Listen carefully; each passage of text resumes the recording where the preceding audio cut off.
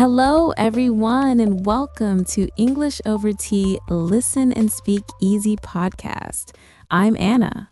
And I'm Dan. We're so happy you're here with us again, learning step by step wherever you're listening from. Maybe at home, maybe on a walk, maybe cooking in the kitchen. Thank you for spending your time with us. Before we jump into today's topic, how's everything going? Honestly, I have a slight headache today, but I've got a giant cup of coffee right here to help me survive. Wait, a giant cup of coffee? I have a cup of tea, of course, but did you catch what we just did there? We just used today's topic naturally. Exactly. Have and have got. Two very small phrases, but very powerful in everyday English, and many beginners confuse them. Or they only use have for everything because have got sounds a little bit strange to them at first. So today, we're going to make it very clear in a simple, relaxed, practical way. No complicated grammar, just real English. Before we continue, if you enjoy learning English in this friendly way, don't forget to like this episode, subscribe to English Over Tea, Listen and Speak, and most importantly, speak out loud with us. All right, let's move slowly into today's topic. So Dan, tell me, what does have mean to you?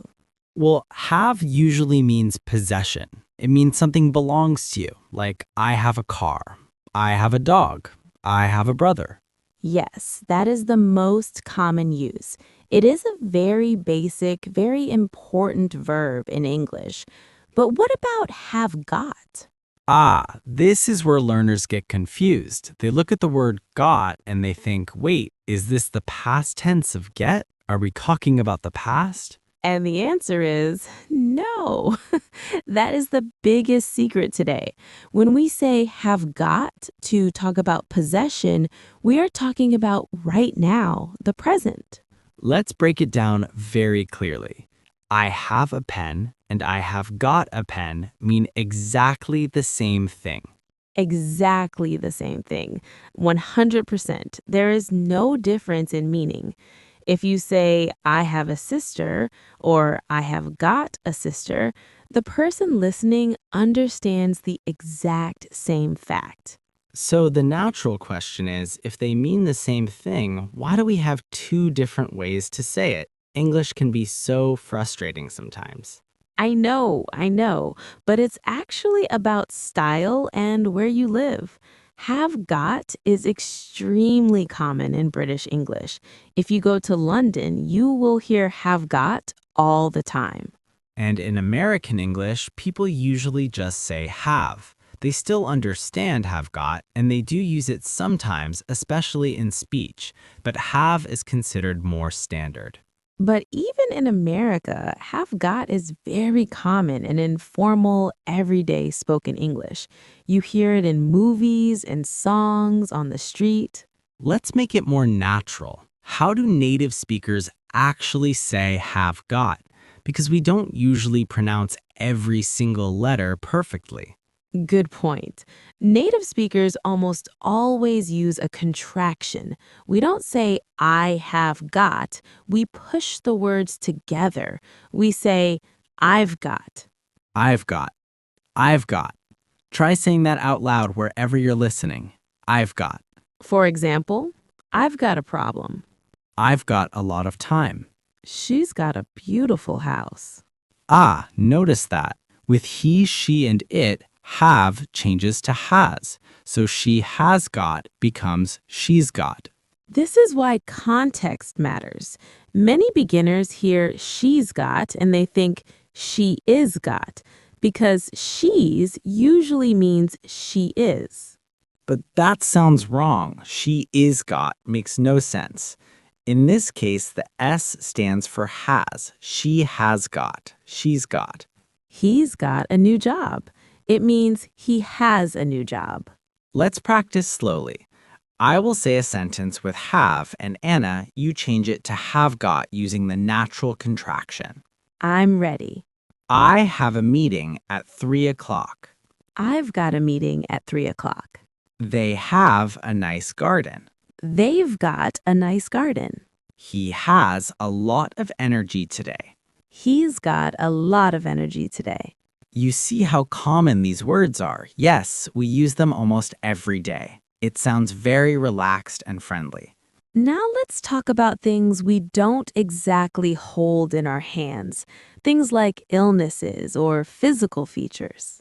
Yes, we use both for these situations too.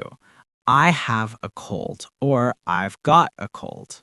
She has blue eyes, or she's got blue eyes. Both are perfect. But remember, we only use have got for possession, relationships, or illnesses. We do not use it for actions. Ooh, this is an important rule. Let's compare. Sometimes have is used for actions like have breakfast, have a shower, have a good time. If you say, I usually have breakfast at 8 a.m., that is correct. But you cannot say, I usually have got breakfast at 8 a.m. That sounds strange. Yes, because eating breakfast is an action. It's an experience. It's not an object you own. So, no got for actions. Exactly. I am having a shower, not I am having got a shower. That hurts my ears a little. So, have got is strictly for things you possess, your family, your features, or your illnesses. Right. Now, what about the negative forms? Because this is where the grammar actually changes a bit. With regular have, we use don't or doesn't. I don't have a car. She doesn't have a dog. But with have got, the have part acts like a helper verb. So we put the not right there. I haven't got a car. She hasn't got a dog. I haven't got a clue. That's a very common expression, which means I don't know anything about it. Let's do another quick practice. Listeners, say it out loud with us. I don't have any money. I haven't got any money. He doesn't have time. He hasn't got time. That difference is powerful because if you mix them up, it sounds unnatural. You can't say, I don't have got a car. Oh, yes, that double mistake. Why is it wrong? Because don't and got usually don't go together in the same simple sentence like that. This topic might look simple, but it's deeper than people think, and we're just getting started.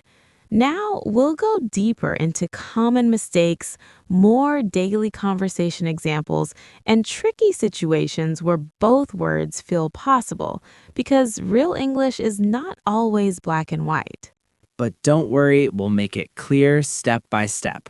Okay, we were talking about how have got shows possession in the present. We covered affirmative and negative sentences and how we must use contractions like I've got to sound natural. Yes, and I feel like this is the moment where many learners start thinking, okay, I understand the idea, but how do I actually use it in real life? Because understanding the meaning is one thing, but using it naturally in daily conversation is another. So let's make it practical. Let's imagine simple daily situations. For example, asking questions. How do we turn these statements into questions? If you use the normal verb have, you need the helper word do. Do you have a pen? Does she have a car? Exactly. But with have got, the word have is already doing the heavy lifting. It acts as the helper verb and moves to the front of the sentence. Have you got a pen? Has she got a car? Have you got a pen? That's so common. Or friends or even coworkers asking something like, have you got a minute? Oh, have you got a minute is a beautiful example. It means, do you have some free time right now to talk to me? And how do we answer these questions? Because short answers are very important in conversation. If someone asks, do you have a pen? You simply answer, yes, I do, or no, I don't. But if they ask, have you got a pen? You must answer with the same helper verb. Yes, I have, or no, I haven't. This is a common mistake. Many learners say, yes, I have got, as a short answer. That sounds unnatural. Instead, we say, yes, I have, or no, I haven't. You just stop at the helper verb. Let's play a small situation game. I'll describe a scenario. You respond using have got. I'm ready.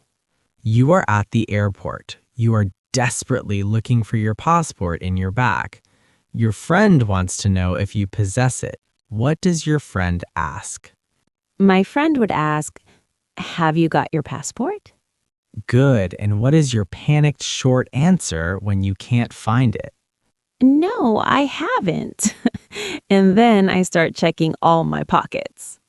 Perfect natural conversation. Now let's talk about another common confusion. What happens when we want to talk about the past?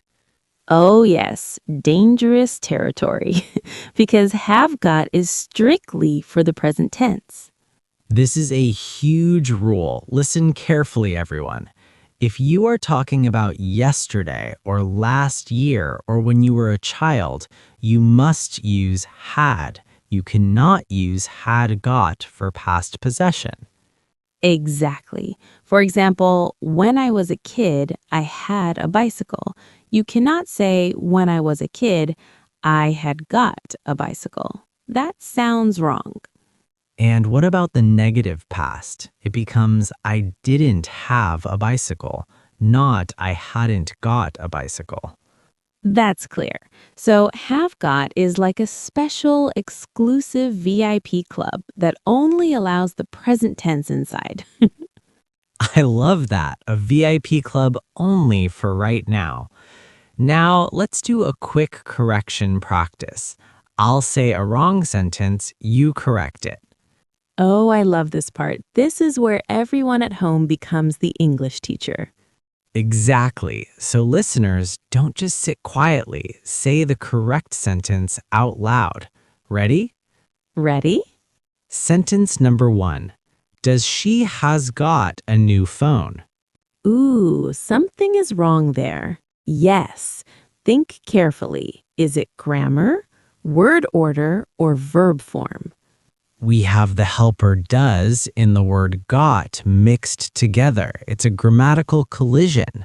Exactly. The correct sentence is either, has she got a new phone? Or, does she have a new phone? You have to pick one style. Perfect. Why? Because does belongs to the have family and has belongs to the have got family. Don't mix the families. Good. Next one. I haven't got a shower every morning. I hear this mistake a lot. Yes, especially from learners who translate directly. The correct sentence is, I don't have a shower every morning. Exactly. And now the important question, what's the difference? Having a shower is an action. It's an experience or a daily routine.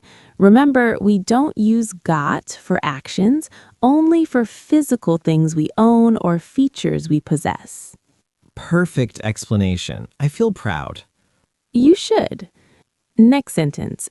Yesterday, she had got a bad headache. Ooh, that hurts my ears a little bit. Why? Because had got does not exist for past possession. So the correct sentence is simply, yesterday, she had a bad headache. Yes, very good. I'm on fire today. Calm down, teacher. Sorry, but really, these small mistakes can change how natural you sound. And before we move on, there is one more very special way we use have got, and it's not about possession at all. Oh, I know what you're talking about. Obligation. Things you must do. Yes, instead of saying I must go or I have to go, native speakers very often say I have got to go. And with our favorite contraction, it becomes I've got to go. Or if you're speaking very fast and casual American English, I've got to go. I've got to go. You hear that in almost every English movie or TV show. It just means I have to leave right now. So have got to is a fantastic tool for talking about daily responsibilities. So we introduced this amazing trick. Have got isn't just for things you own, like a car or a house. We also use it for things we must do. Yes, obligations.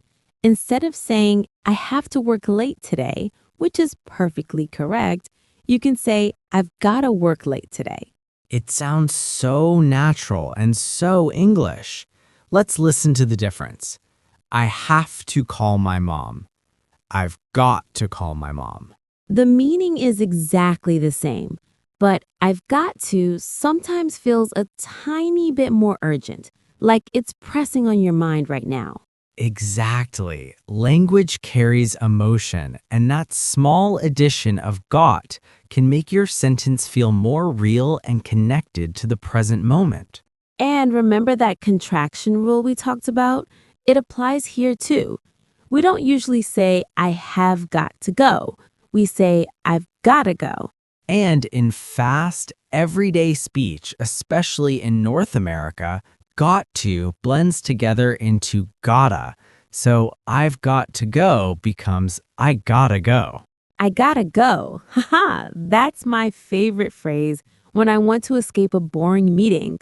Oh, I am going to remember you said that the next time you leave our podcast meetings early. Oops, my secret is out. But seriously, listeners, gotta is very informal. It's great for speaking with friends or casual situations. But please, do not write gotta in a formal email to your boss. Very good advice. In formal writing, stick to I have to or I must. Let's practice this with a mini story. I love stories. Okay, story one. Imagine you are at a party, but you have an early flight the next morning. It's midnight. What do you say to your friends? I would look at my watch and say, oh no, look at the time. I've got to wake up at 5 a.m. I've got to go. Perfect. Very natural. Let's do story two. You are talking to your friend about how busy your week is. I would say, I haven't got any free time this week. I've got to finish a big project for work. Excellent. You used haven't got for negative possession of time, and I've got to for the obligation of finishing the project. Before we say goodbye, let's do a quick fire summary. The 3 golden rules of have versus have got. Rule number 1, meaning. They mean exactly the same thing when talking about present possession, family, or features. I have a sister is the exact same as I've got a sister. Rule number 2, actions. We never use have got for actions or experiences. You have breakfast, you don't have got breakfast. Rule number 3, the past. Have got is strictly for the present. If you were talking about yesterday, use had. Never use had got. And a bonus rule, obligations. You can use have got to when you need to do something urgently, like we've got to finish this podcast. Yes. Let's do one final challenge for the listeners. I will give you a sentence and you tell me if it's correct or incorrect.